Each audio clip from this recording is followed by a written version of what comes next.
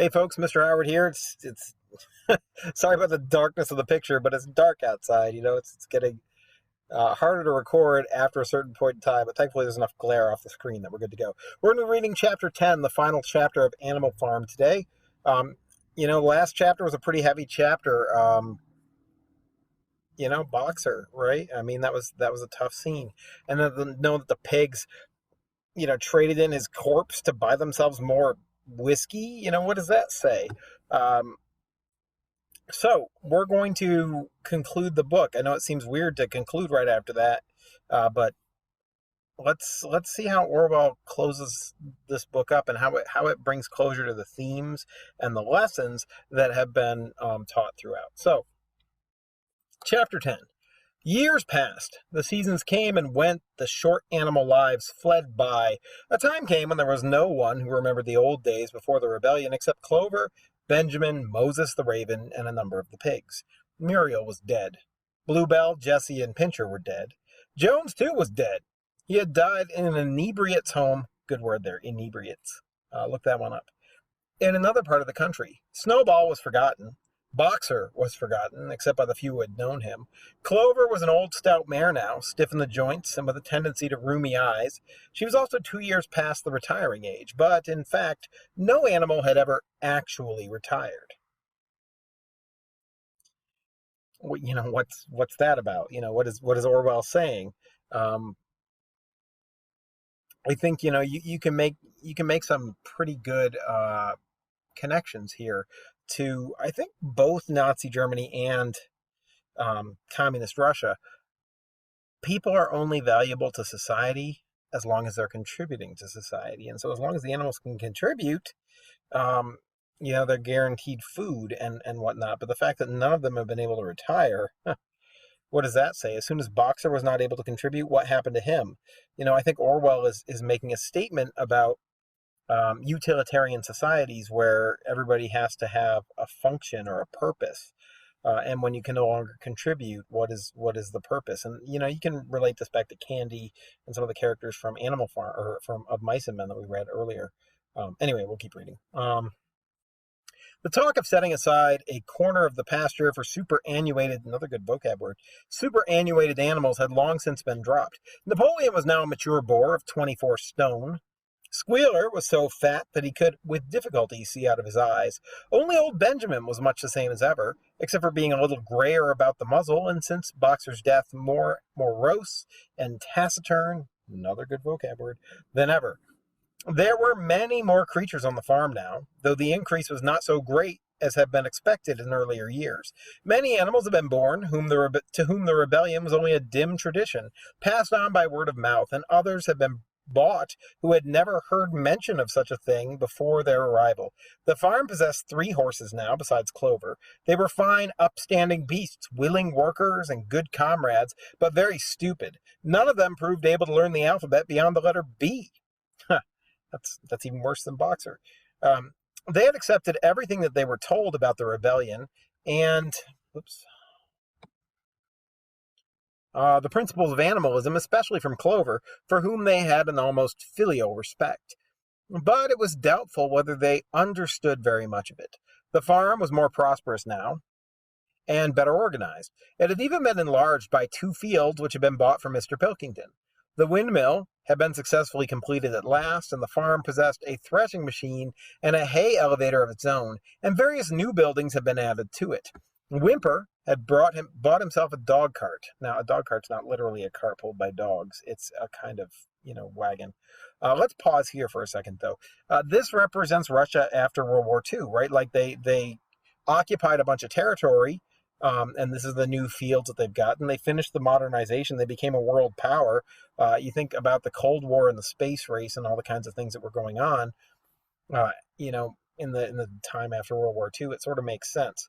Now, obviously, Orwell wrote this in 1945, so he's predicting fairly accurately how this is going to go. Let's see. The windmill, however, had not, after all, been used for generating electrical power.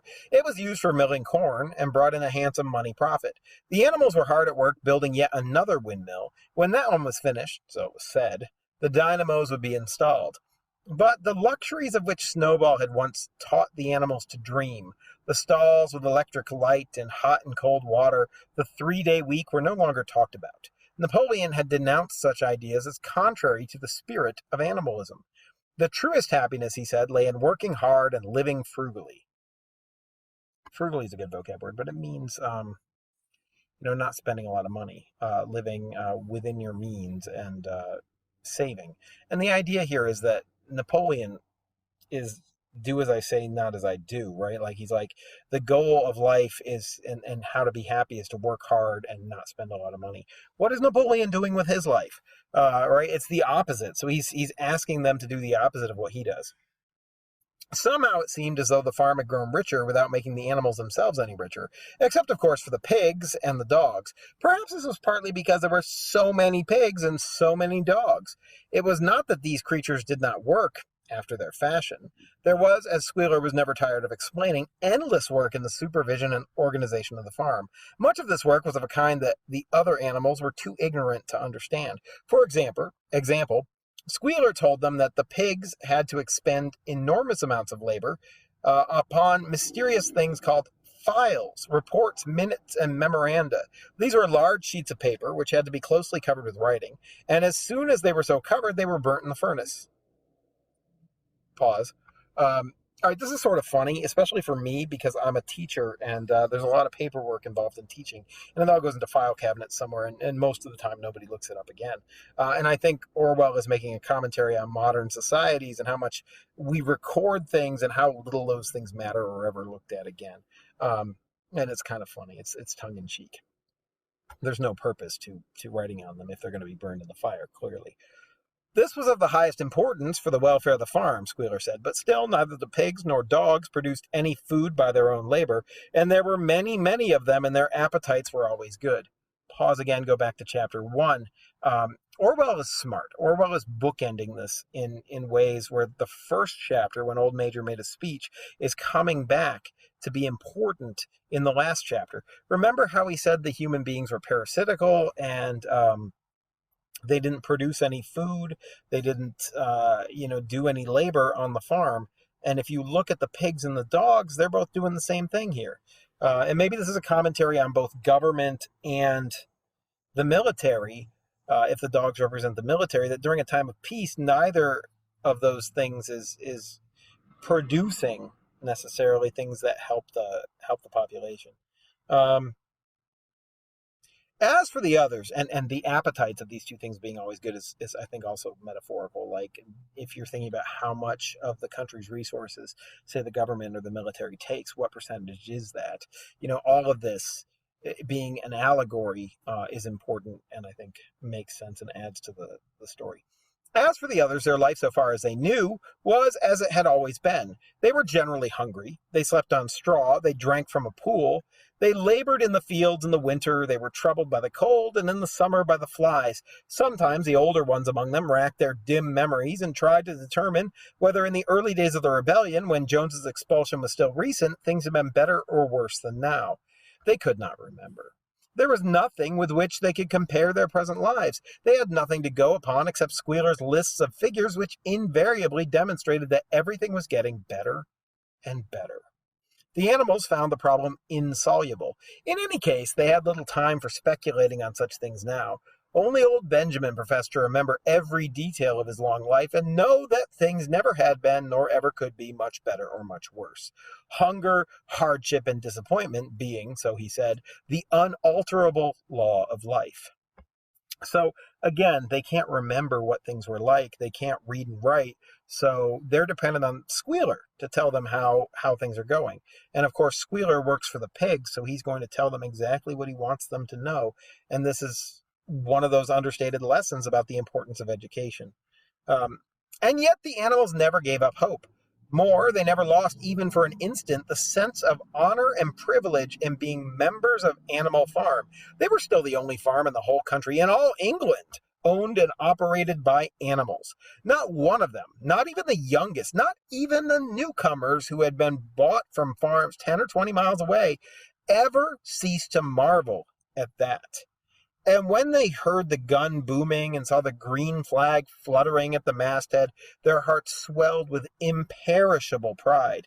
And the talk turned always towards the old heroic days, the expulsion of Jones, the writing of the Seven Commandments, the great battles in which the human invaders have been defeated. None of the old dreams have been abandoned. The republic of the animals which Major had foretold when the green fields of England should be untrodden by human feet was still believed in. Someday it was coming. It might not be soon, it might not be within the lifetime of any animal now living, but still it was coming. Even the tune of Beasts of England was perhaps hummed secretly here and there. At any rate, it was a fact that every animal on the farm knew it, though no one would have dared to sing it aloud. It might be that their lives were hard and not all of their hopes had been fulfilled, but they were conscious that they were not as other animals. If they were hungry, it was not from feeding tyrannical human beings. If they worked hard, at least they were working for themselves. No creature among them went upon two legs. No creature called any other creature master.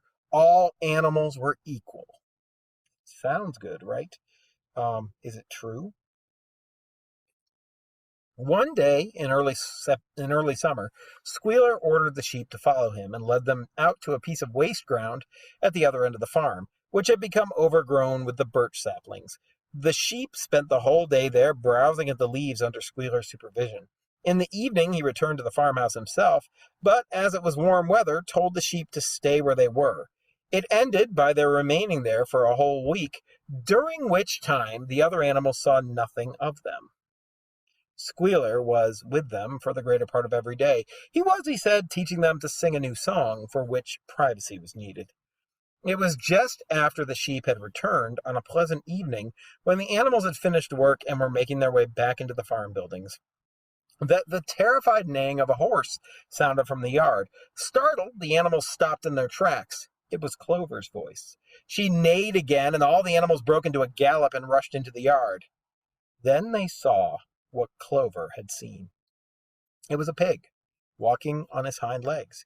Yes, it was Squealer, a little awkwardly, as though not quite used to supporting his considerable bulk in that position, but with perfect balance he was strolling across the yard. And a moment later, out from the door of the farmhouse came a long file of pigs, all walking on their hind legs. Some did it better than others. One or two were even a trifle unsteady and looked as though they would have liked support of a stick. But every one of them made his way right round the yard successfully.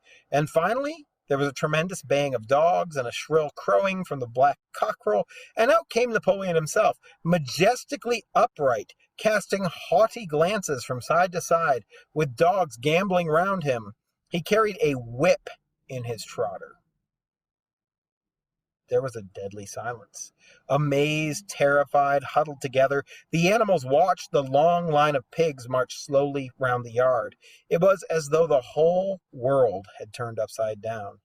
Then there came a moment when the first shock had worn off, and when, in spite of everything, in spite of their terror of the dogs, and of the habit developed through long years of never complaining, never criticizing, no matter what happened, they might have uttered some word of protest. But just at that moment, as though at a signal, all the sheep burst into a tremendous bleating of, "4 legs good, 2 legs better! 4 legs good, 2 legs better! 4 legs good, 2 legs better!" It went on for 5 minutes without stopping, and by the time the sheep had quieted down, the chance to utter any protest had passed, for the pigs had marched back into the farmhouse. Benjamin felt a nose nuzzling at his shoulder. He looked round. It was Clover. Her old eyes looked dimmer than ever. Without saying anything, she tugged gently at his mane, and led him round to the end of the big barn, where the 7 commandments were written. For a minute or two, they stood gazing at the tattered wall with its white lettering. "My sight is failing," she said finally. "Even when I was young, I could not have read what was written there, but it appears to me that the wall looks different. Are the 7 commandments the same as they used to be, Benjamin?" For once Benjamin consented to break his rule, and he read out to her what was written on the wall. There was nothing now except for a single commandment. It read, all animals are equal, but some animals are more equal than others. Pause. Yeah, okay, so, I mean, that commandment makes no sense. Some animals are more equal than others. Like, the very language of it is paradoxical. If equality represents a balance, how can some things be more equal than others? Is there gradation in equality? Are some things more or less equal? That's sort of a against the word equal. So we got a paradox here. And what is Orwell doing with this paradox? I mean, does it just? I think it shows the lack of education of the animals themselves, that they're sort of duped by this, that they're able to internalize this and make sense. And think about the sheep. The sheep's old saying was 4 legs good, 2 legs bad, but now it's 4 legs good, 2 legs better. And the pigs are walking on 2 legs. What does this symbolically say about the pigs? What are the pigs doing here? Why are they walking on 2 legs? Think about that for a second. And Napoleon's carrying a whip. A whip? What does that symbolize? What does that represent? And him holding it and walking on 2 legs, what does that make him? Go back to the initial symbolism of the story. The humans and the animals. Some animals are more equal than others. And I think that's interesting given the fact that humans themselves are animals, right? Uh, After that, it did not seem strange when the next day the pigs, who were supervising the work of the farm, carried whips in their trotters. It did not seem strange to learn that the pigs had bought themselves a wireless set and were arranging to install a telephone, and had taken out subscriptions to John Bull, Titbits, and the Daily Mirror. It did not seem strange when Napoleon was seen strolling in the farmhouse garden with a pipe in his mouth. No, not even when the pigs took Mrs. Jones's clothes out of the wardrobes and put them on. Napoleon himself appearing in a black coat, rat catcher breeches, and leather leggings. Pause. Leather leggings? You know what leather's made out of, right? Like he's wearing animal skin. That's sort of horrifying. While his favorite sow appeared in the watered silk dress which Mrs. Jones had used to wear on Sundays. A week later, in the afternoon, a number of dog carts drove up to the farm. Remember, dog carts are just wagons. A deputation of neighboring farmers had been invited to make a tour of inspection. They were shown all over the farm and expressed great admiration for everything they saw, especially the windmill. The animals were weeding the turnip field.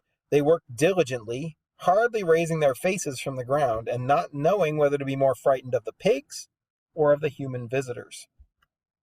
That evening, loud laughter and bursts of singing came from the farmhouse, and suddenly, at the sound of mingled voices, the animals were stricken with curiosity. What could be happening in there now? For the first time, the animals and human beings were meeting on terms of equality.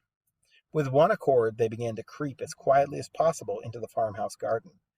At the gate they paused, half frightened to go on, but Clover led the way in. They tiptoed up to the house, and such animals as were tall enough peered in at the dining room window. There, round the long table, sat half a dozen farmers and half a dozen of the more eminent pigs, Napoleon himself occupying the seat of honor at the head of the table. The pigs appeared completely at ease in their chairs. The company had been enjoying a game of cards, but had broken it off for a moment, evidently in order to drink a toast. A large jug was circulating, and the mugs were being refilled with beer. No one noticed the wondering faces of the animals that gazed in at the window.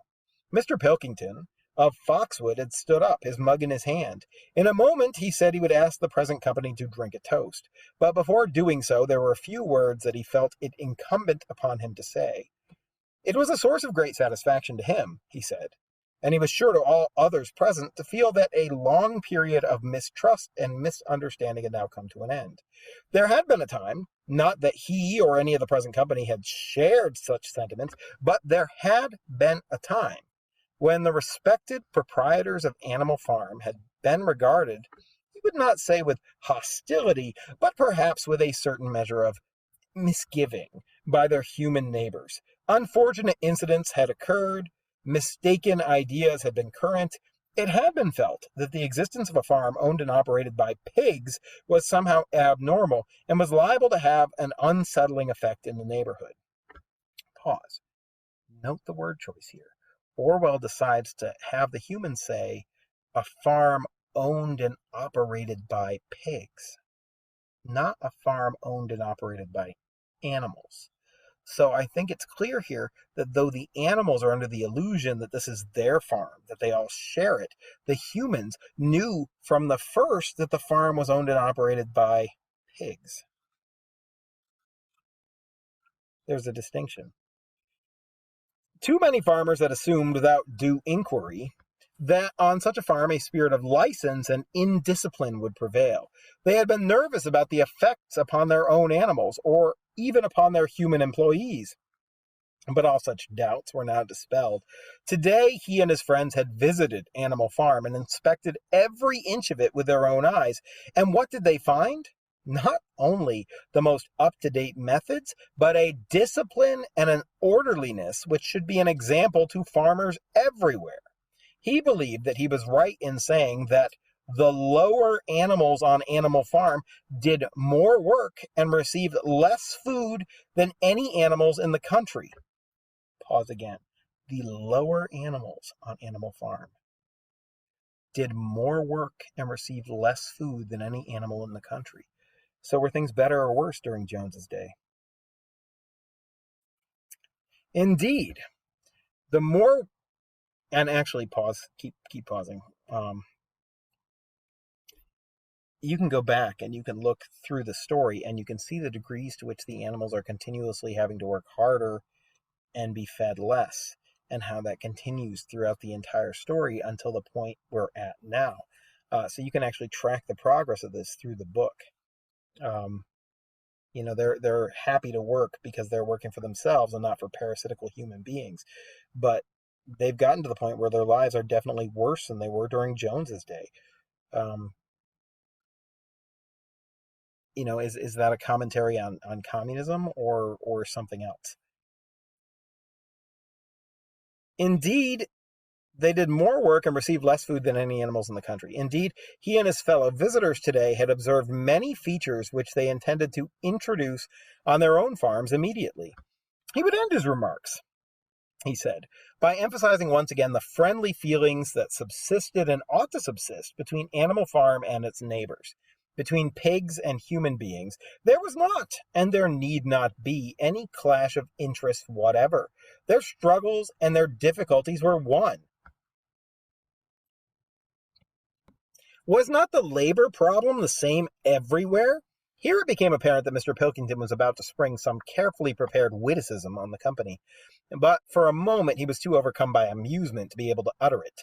After much choking, during which his various chins turned purple, he managed to get it out. "If you have your lower animals to contend with," he said, "we have our lower classes." This bon mot set the table in a roar, and Mr. Pilkington once again congratulated the pigs on the low rations, the long working hours, and the general absence of pampering which he had observed on Animal Farm. Pause again. If you have your lower animals to contend with, we have our lower classes. If you, as a reader, had not been following the allegory through until this point, boom, there it is. Like he's just trying to make that clear. And now, he said finally, he would ask the company to raise to their feet and make certain that their glasses were full. "Gentlemen," concluded Mr. Pilkington, "gentlemen, I give you a toast to the prosperity of Animal Farm." There was enthusiastic cheering and stamping of feet. Napoleon was so gratified that he left his place and came round the table to clink his mug against Mr. Pilkington's before emptying it. When the cheering had died down, Napoleon, who had remained on his feet, intimated that he too had a few words to say.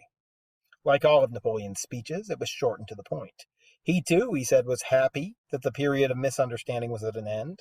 For a long time there had been rumors, circulated, he had reason to think, by some malignant enemy, that there was something subversive and even revolutionary in the outlook of himself and his colleagues. They had been credited with attempting to stir up rebellion among the animals on neighboring farms. Nothing could be further from the truth. Their sole wish, now and in the past, was to live at peace and in normal business relations with their neighbors. This farm, which he had the honor to control, he added, was a cooperative enterprise. The title deeds were in his possession and were owned by the pigs jointly. Pause again. Not owned by the animals jointly, owned by the pigs jointly. He did not believe, he said, that any of the old suspicions still lingered, but certain changes had been made recently in the routine of the farm, which should have the effect of promoting confidence still further. Hitherto, the animals on the farm had a rather foolish custom of addressing one another as comrade. This was to be suppressed. There had also been a very strange custom, whose origin was unknown, of marching every Sunday morning past a boar's skull, which was nailed to a post in the garden. This, too, would be suppressed, and the skull had already been buried. His visitors might have observed, too, the green flag which flew from the masthead. If so, they would perhaps have noted that the white hoof and horn with which it had previously been marked had now been removed. It would be a plain green flag from now onwards. Remember, the hoof and the horn represent different types of animals. On the Soviet flag, it's a sickle and a hammer, the factory workers and the agricultural workers. To remove those is to remove the symbol of the workers from the union itself. So maybe it's no longer a union of workers. He had only one criticism, he said, to make of Mr. Pilkington's excellent and neighborly speech. Mr. Pilkington had referred throughout to Animal Farm. He could not know, of course, for he, Napoleon, was only now, for the first time announcing it, that the name of Animal Farm had been abolished. Henceforward, the farm was to be known as the Manor Farm, which he believed was its correct and original name. The last piece in the puzzle. Napoleon is abolishing the name Animal Farm and bringing back Manor Farm. Why? Because he's the new Jones, right? Like a manor is a place where a lord lives. Who's the lord of this farm? I think it's pretty clear. It's not a farm which is owned by the workers. It's a farm that is owned and operated by Napoleon.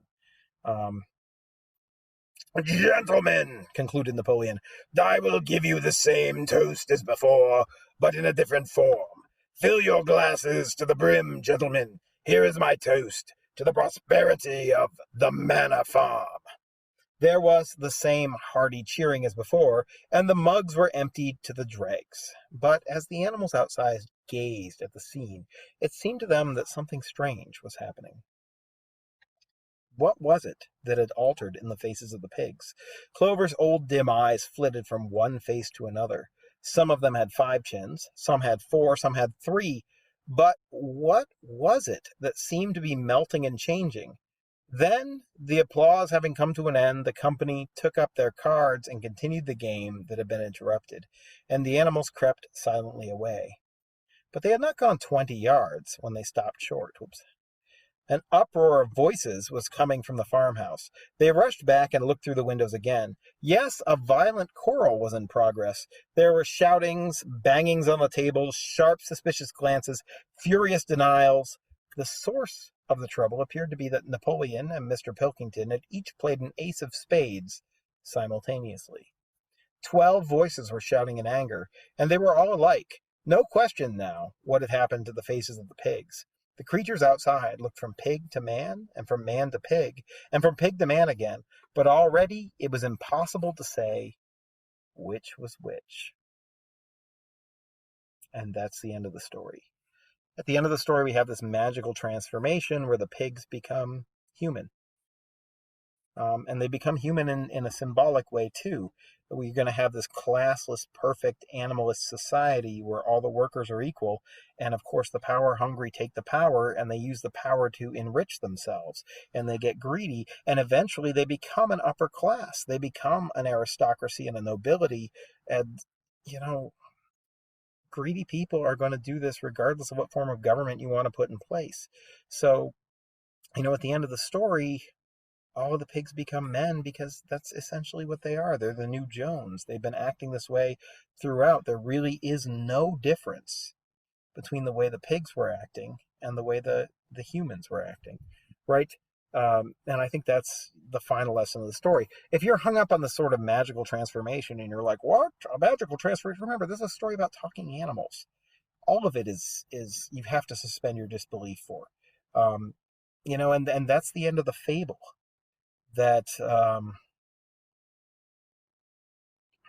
what's the moral lesson? Is it as simple as communism is bad? I mean, that's what America's taught for a long time. I would disagree. I think we've seen a lot of evidence of the ideal of communism being beautiful and good. It's just that human beings are bad. And you can't have a perfect sharing of resources, of power, of government when you have power hungry people, when you have evil people, when you have lazy people, uh, when you have greedy people and gluttonous people. In fact, we talk about the seven commandments. I think there's an inherent connection here with the seven deadly sins. And there's something to be said there. And those seven deadly sins are what? Pride, greed, lust, envy, gluttony, sloth. Pride, greed, lust, envy, gluttony, wrath, and sloth.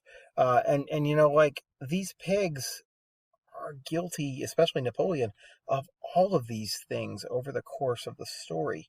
Um, and so the idea, I think, is that human beings, because of our inherent flaws, if we could all be Boxer, if we could all be the best of us, a perfect society would be possible, but we can't.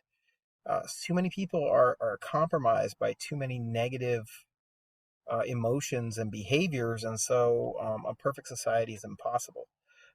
And ultimately, you get rid of the upper class, you have a revolution, you start a new government.